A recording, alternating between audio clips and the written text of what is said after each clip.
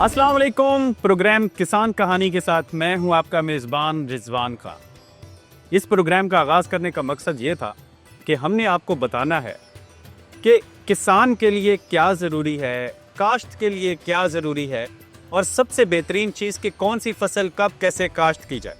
आ चौई साहब मैं भी हाँ, मेरा भी दसो। ਅੱਜ ਦੇ ਪ੍ਰੋਗਰਾਮ 'ਚ ਸਾਡੇ ਖਸੂਸੀ ਮਹਿਮਾਨ ਨੇ ਭੋਲਾ ਜੀ।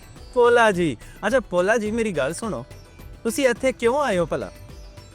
जी चौधरी साहब की दसिए जमीन च पानी खड़ा तो पोला भी छड़ा।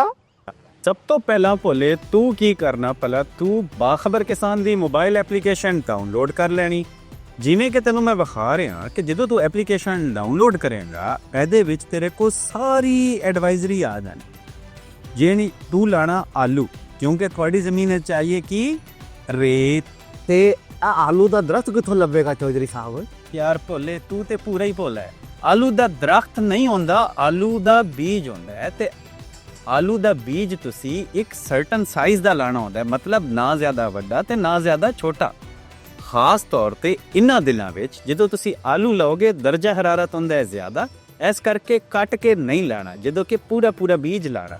ਭੋਲੇ ਇੰਜ ਦੀਆਂ ਸਾਰੀਆਂ ਸਕੀਮਾਂ ਤੈਨੂੰ ਲੱਭ ਜਾਣੀਆਂ ਬਾਖਬਰ ਕਿਸਾਨ ਐਪਲੀਕੇਸ਼ਨ ਨਾਲ।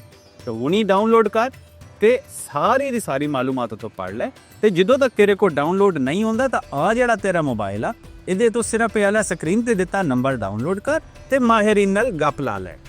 और चौई साहब मैं आलू ला के आया। ਨਹੀਂ ਭੋਲੇ ਬਹਿ ਜਾ ਹਲੇ ਕਿੱਥੇ, ਤੂੰ ਮੌਸਮ ਵੇਖਿਆ? ਪਹਿਲੇ ਮੌਸਮ ਦੀ ਰਿਪੋਰਟ ਵੇਖ ਲੈ। ਤੇ ਮੌਸਮ ਦੀ ਰਿਪੋਰਟ ਵੇਖਣ ਲਈ ਸਾਰੇ ਤੋਂ ਪਹਿਲੇ ਅਸੀਂ ਆਪਣੇ ਮੌਸਮ ਦੇ ਐਕਸਪਰਟ ਨੂੰ ਕਾਲ ਕਰਾਂਗੇ ਤੇ ਉਹਦੇ ਤੋਂ ਅਸੀਂ ਪੁੱਛਾਂਗੇ ਅੱਜ ਦਾ ਮੌਸਮ। आ चौधरी साहब इत्थे फोन करो ना, पूछो उनके कोलों, मैं जाके आलू लाना है।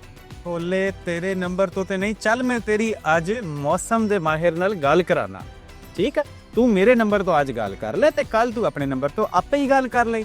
ਆ ਮੈਂ ਤੇਰੇ ਲਈ ਨੰਬਰ ਮਿਲਾਤਾ ਉਹਦਾ,